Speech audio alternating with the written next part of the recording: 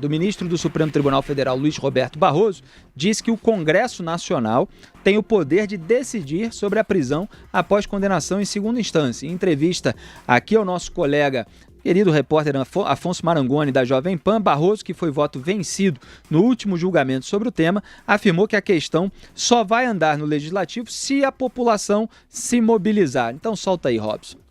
Se a sociedade for capaz de transmitir esta mensagem claramente ao Congresso de maneira inequívoca, eu acho que o Congresso saberá corresponder a essa demanda da sociedade. Se não houver a demanda da sociedade, não vai acontecer nada, porque o status quo favorece as velhas práticas.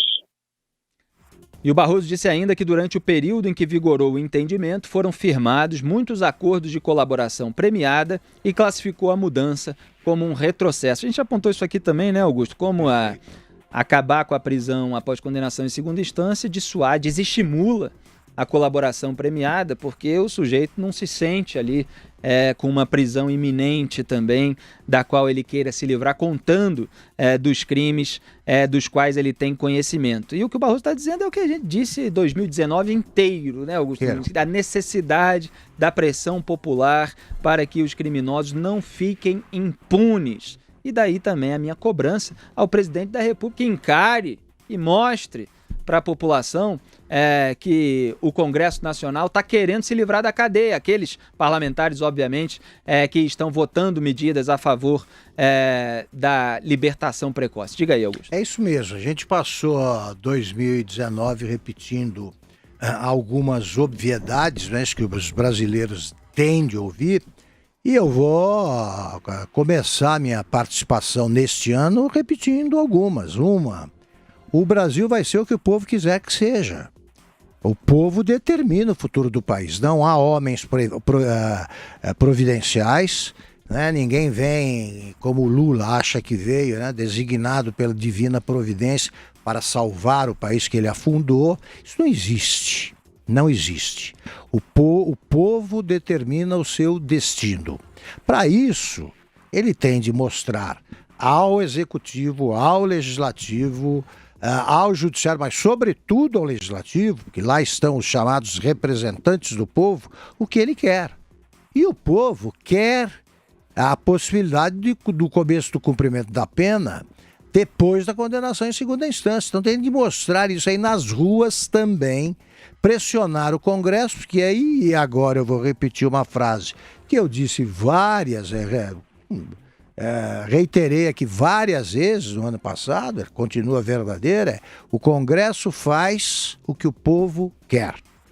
O povo precisa mostrar, como diz o Barroso, precisa mostrar que quer isso aí, porque o Congresso tem, os políticos brasileiros, sobretudo os parlamentares, têm um instinto de sobrevivência política bastante acentuado e nesses momentos aí de reivindicação aguda, eles têm uma audição bastante sensível.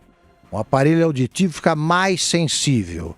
Então o povo tem de berrar o que quer. Eles ouvem, sim. Maldonado. Sobre a segunda instância já há supostamente um compromisso ali. A segunda instância é uma das prioridades do Congresso Nacional já para a volta do recesso parlamentar. Isso foi dito por grande parte dos parlamentares, mas não pelo presidente da Câmara e nem o presidente do Senado. Nenhum dos dois elegeu aí a segunda instância como uma prioridade para esse ano de 2020. Isso pode ser um problema porque a votação dessas matérias depende da vontade deles, eles que pautam essa discussão. Para que eles sejam obrigados a pautar, são necessários requerimentos, apoiamento grande por parte dos parlamentares.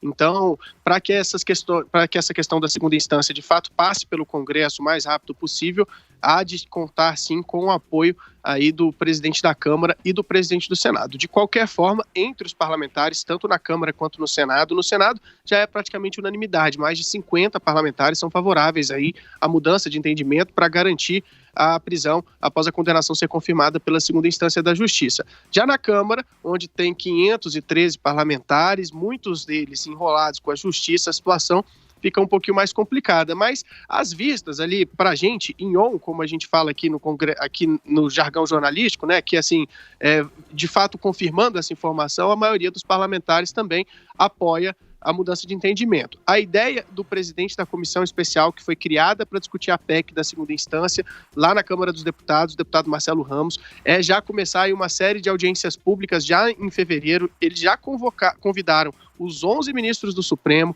o ministro Sérgio Moro, mais uma série de autoridades, aí o presidente da OAB, enfim, diversas autoridades que estão envolvidas para poderem falar no colegiado. A gente não sabe se eles vão, porque tratam-se de convites, ou seja, eles podem simplesmente não aparecer, mas a ideia é realizar uma série de audiências públicas até até o início do mês de março, e já no mês de março votar na comissão especial e mandar a PEC para o plenário da Câmara. Aí são 2 sessões de votação no plenário da Câmara, que depende do presidente da casa, que pode fazer as 2 sessões no mesmo dia, se conseguir aprovar um requerimento de quebra de interstício, por exemplo, e aí vai, se aprovada na Câmara, vai para o Senado. Então, se de fato for uma prioridade, como os parlamentares vêm falando, a PEC, a prisão em segunda instância, já vai estar valendo ali no primeiro semestre do ano que vem. E por se tratar de uma PEC, não cabe nem veto, nem sanção do presidente da República. A matéria é promulgada diretamente. Então, caberá aos parlamentares decidirem sobre essa questão. A pressão aqui em Brasília é muito grande entre eles, porque,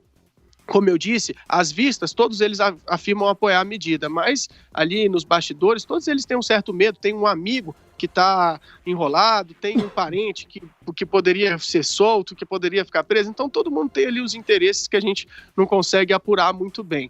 Agora, o que eu me comprometo a fazer, Felipe e Augusto, é trazer aqui as informações sempre muito instantaneamente para quem acompanha aqui a Jovem Pan, porque, como vocês bem disseram, como disse o ministro Luiz Roberto Barroso, tem que ir para a rua. E não é ir para a rua no domingo, ficar 2 horas na rua e ir embora para casa, entendeu? É uma manifestação como aquelas que a gente teve em 2013. É uma situação muito importante para o país, o impacto dessa medida, dessa decisão, dessa mudança de entendimento do Supremo Tribunal Federal tem sido extremamente relevante para o país. Então, é importante que a população vá de fato às ruas.